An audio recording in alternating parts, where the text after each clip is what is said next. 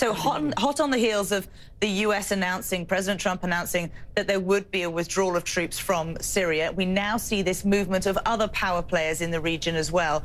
Turkey in particular, my understanding was that they were going to hold off from any movement into northern Syria and any attack, if you like, on the Kurds. With this new development in the last 24 hours, can the U.S.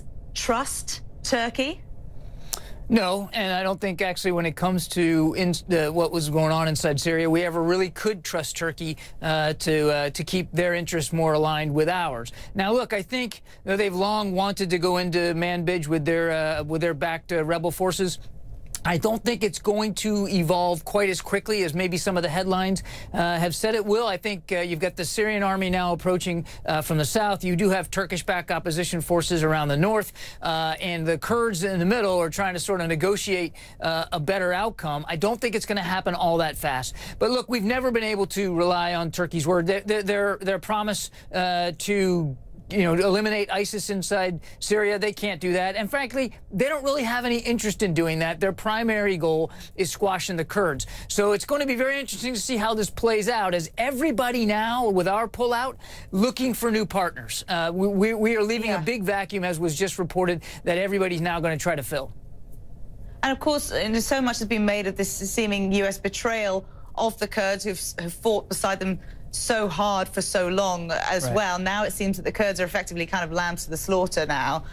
What impact is that going to have on future U.S. operations within this region now that they presumably can't turn to the Kurds for support? Yeah, look, it's not just the Kurds, too. The Syrian Democratic Forces there were thousands of Arab fighters as well. It was sort of a heterogeneous group. Look, I think we have sent a strong signal on a couple of levels. One, we're abdicating any leadership or any desire to have any influence in the outcome of Syria. We are basically just turning our backs on that country, regardless of what the president says about what he's going to be able to do from Iraq. Number two, we sent a strong signal to those who have aligned with us that we are an unreliable, unpredictable, somewhat chaotic partner to have. And so, as we're starting to see, people are now, even those who have worked with us, are now looking for other partners. Number three, and this is a big one, is that the future of the Middle East. You're starting to see a real geopolitical shift here.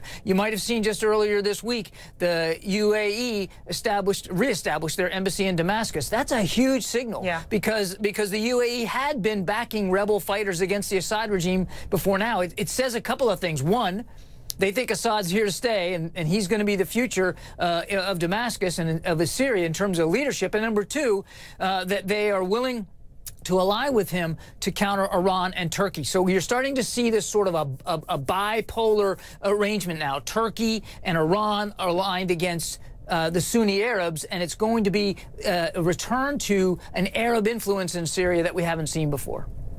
John, final thought on this then. You mentioned just now that the U.S. has lost any leadership authority within the region. If Turkey isn't capable of ridding ISIS, as it has said, as Erdogan has said to Trump that he will do, could the U.S. re-enter relatively quickly back into the fray? There's a lot to that question. I think it's highly doubtful, given the president, his commitment now to pull out, and I think it would be very difficult for him to backtrack on that decision.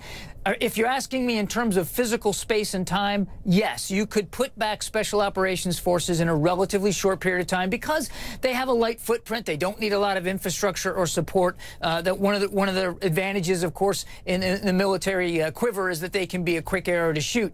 But I just don't see politically how that can happen under this president. And I think they're going to try to manage the ISIS problem now remotely from Iraq. That gets more difficult.